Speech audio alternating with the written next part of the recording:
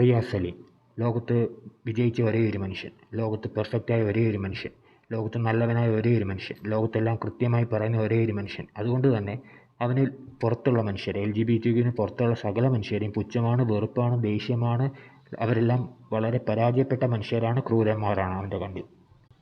ഇങ്ങനെയാണ് ഇവൻ media face ചെയ്യുമ്പോൾ നമുക്ക് തോന്നാറുള്ളത്. അവൻ്റെ പെരുമാറ്റം, അവൻ്റെ പുച്ഛം, അവൻ്റെ ഫ്രസ്ട്രേഷൻ എല്ലാം നമുക്ക് മനസ്സിലാവും. അതൊക്കെ ഓക്കെ, അവൻ്റെ വിവരക്കേടെന്ന് പറയും. പക്ഷേ ഈ പൊട്ടനെ എന്തിനാണ് എല്ലാ വർഷങ്ങളിലും ഒരു മകരവിളക്ക് തെളിയുന്ന പോലെ, ഒരു ആചാരം പോലെ എഴുന്നള്ളിച്ച് ബിഗ് ബോസിൽ കൊണ്ടുവരുന്നതെന്ന് മനസ്സിലാകുന്നില്ല. ഇവൻ വിന്നറായിരുന്നോ? ഒരു റണ്ണറപ്പെങ്കിലും ആയിരുന്നോ? അതല്ല. മോസ്റ്റ് പോപ്പുലർ കണ്ടസ്റ്റൻ്റ് ആയിരുന്നോ? അതുമല്ല.